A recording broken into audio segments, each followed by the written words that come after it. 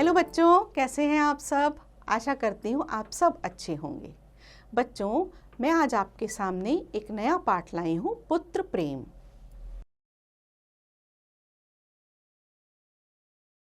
किसी गांव में एक किसान रहता था जो अत्यधिक परिश्रमी था। उसके पास अपनी थोड़ी सी जमीन थी जिस पर वह खूब मन लगाकर खेती करता था। धीरे धीरे अपनी मेहनत के बल पर उसने बहुत सी जमीन जायदाद व धन एकत्रित कर लिया। साथ ही खेती बाड़ी के काम के लिए अनेक नौकर चाकर भी रख लिए। अब वह हर तरह से सुखी था। किसान के 2 बेटे भी थे। बड़ा बेटा उसी के समान परिश्रमी एवं लगनशील था और खेती के काम में उसका हाथ बटाता था, जबकि छोटा बेटा निहायती कामचोर व आलसी था तथा सारा दिन इधर उधर घूमता रहता था। उसके पिता और बड़े भाई को उसका यह ढंग पसंद न था। कभी कभार पिता उससे कहते, बेटा तुम अपनी यह आदत सुधारो। बड़ा भाई तो उसे उठते बैठते टोका ही करता। आए दिन की ऐसी रोक टोक किसे अच्छी लगती है। फिर भी छोटा भाई अपने छुटपन का ख्याल करके चुप रहता था और अपने दिन बिताता था। कई साल इसी तरह बीत गए। अब छोटा लड़का बालिग हो चुका था। एक दिन उसने पिता से कहा, आप मेरे हिस्से की जायदाद मुझे दे दीजिए, मैं अलग होना चाहता हूँ। पिता ने कहा, बेटा इस घर में तुम्हें क्या कमी है, सबके साथ रहो, इसी में फ़ायदा है। दुख दर्द में आदमी एक दूसरे के काम आ सकता है। तुम अलग होने का ख्याल छोड़ दो। कुछ दिन और बीत गए। बेटे ने फिर अलग होने की बात चलाई। पिता ने बहुत समझाया, लेकिन उस पर कोई असर न हुआ। जब पिता की कुछ न चली तो उसने छोटे बेटे को उसका हिस्सा दे दिया। पिता को इससे दुख तो बहुत हुआ, मगर वह बेचारा क्या करता। अब छोटा लड़का गांव में अलग रहने लगा। काम चोर तो वह था ही, इसलिए उसने अपनी खेती का सारा काम नौकरों पर छोड़ दिया। नतीजा यह हुआ कि खेती बिगड़ने लगी और धीरे धीरे इसका असर आमदनी पर भी पड़ने लगा। आखिर खेती की आमदनी से उसका गुजारा होना मुश्किल हो गया। लड़के ने सोचा कि खेती से काम नहीं चलेगा, चलो व्यापार करके देखूं। उसने अपनी सारी जायदाद बेच डाली और गांव छोड़कर चला गया। जब पिता ने यह सुना तो उसे बहुत रंज हुआ। बच्चों, इस पंक्ति में एक नया शब्द है, रंज। इसका अर्थ होता है दुख और क्रोध का मिक्सचर, यानी कि दुखी भी है मन और क्रोधित भी है, ऐसा भाव।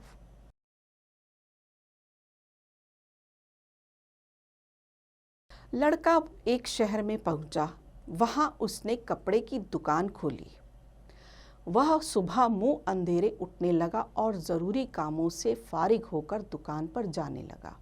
वह सारा दिन दुकान का काम देखता और शाम को घर लौटता। कुछ ही दिनों में दुकान चल निकली और उसने कई नौकर रख लिए। जब दुकान खूब मशहूर हो गई तो उसने दुकान पर जाना कम कर दिया और आहिस्ता आहिस्ता सारा काम नौकरों पर छोड़ दिया। खुद ऐशो आराम में पड़ गया। पुरानी आदतों ने उसे फिर घेर लिया। उसकी इस लापरवाही से दुकान को धक्का लगा और व्यापार दिनों दिन घटने लगा। आखिर गिरते गिरते इतना गिर गया कि खेती की तरह दुकान की आमदनी से भी उसका गुजारा होना मुश्किल हो गया।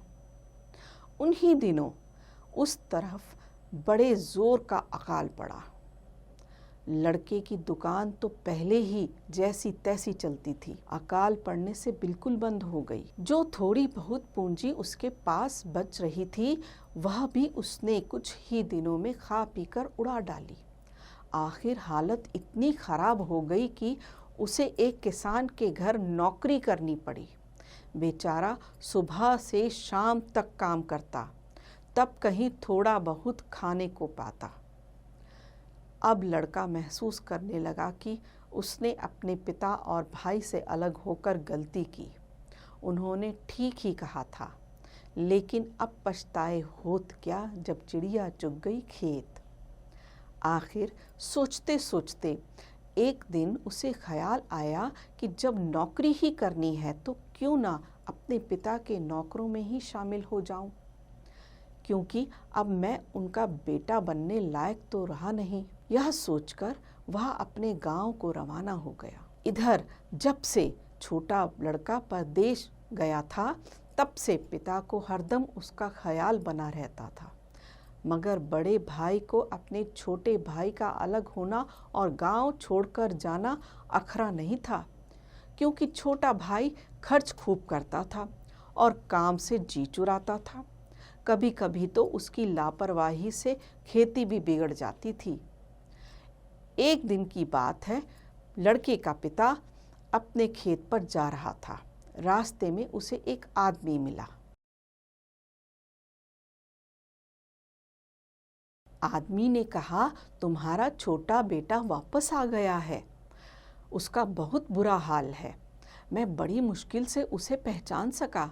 पिता ने यह खबर सुनी तो वह अपने लड़के से मिलने के लिए उल्टे पैर लौट पड़ा। दूर से लड़के को आता देख वह बड़ी तेजी से उसकी तरफ बढ़ा और उसने एकदम उसे गले लगा लिया। लड़के ने पिता से कहा, मैंने आपकी मर्जी के खिलाफ काम किया है, इसलिए अब मैं आपका पुत्र कहलाने लायक तो नहीं रहा, मगर मैं चाहता हूँ कि आप मुझे अपने नौकरों में शामिल कर लें। पिता ने उसकी बात काटते हुए नौकरों से कहा, जाओ, इसके नहाने के लिए पानी रखो और पहनने के लिए कपड़े लाओ, अच्छी से अच्छी रसोई बनवाओ। मेरे लिए आज खुशी का दिन है। मेरा लड़का आज मुझे वापस मिला है। जब घर के लोगों ने यह खबर सुनी तो घर में खुशी छा गई। बड़ा लड़का जब खेत से लौटा तो उसे दूर से ही बड़ी धूमधाम मालूम हुई। उसने लोगों से इसका कारण पूछा। लोगों ने कहा, आज तुम्हारा छोटा भाई वापस आया है, उसी की खुशी में यह सारी धूमधाम है। बड़े लड़के को यह बात अच्छी नहीं लगी। उसने मन ही मन कहा, मैंने अपने पिता की बात कभी नहीं टाली, न कभी मेहनत मजदूरी से जी चुराया, फिर भी उन्होंने मेरे लिए कभी कुछ नहीं किया। जबकि छोटे भाई ने न तो कभी उनका कहना माना, न कभी दिल लगाकर काम किया, उल्टे सारी जायदाद बर्बाद करके घर लौटा है। फिर उसके आने पर आज इतनी खुशी और धूमधाम क्यों? यह सोचकर वह अपने घर नहीं गया। जब देर हो गई और बड़ा लड़का खेत से वापस नहीं आया तो पिता ने पूछताछ की। पता चला कि लड़का खेत से लौट आया है, मगर रूठ गया है। पिता ने उसे बुलाया पर वह न आया। तब वह खुद दौड़ा दौड़ा उसके पास गया और उससे पूछा, बेटा क्या बात है? लड़के ने अपने दिल की बात कही। पिता ने उसे समझाया और कहा, बेटा जो कुछ मेरा है वह सब तुम्हारा ही है। तुम जिस तरह चाहो उसे खर्च करो। तुम्हारे छोटे भाई को तो मैं बिल्कुल खो ही चुका था, वह फिर आया है। यह मेरे लिए खुशी की बात है, मगर कहो तुम्हें दुखी देखकर मैं खुशी कैसे मनाऊं? बेटा बाप से रूठ सकता है, पर बाप बेटे से कैसे रूठा रह सकता है? पिता की बात लड़के के दिल पर असर कर गई और वह उसके साथ हो लिया। देखा बच्चों, कितना अच्छा पाठ था। हमें सदैव अपने बड़ों का सम्मान करना चाहिए और उनकी बात माननी चाहिए। आशा करती हूँ आप सबको यह पाठ पसंद आया होगा। आप इसे स्वयं भी पढ़ें, अभ्यास भी करें।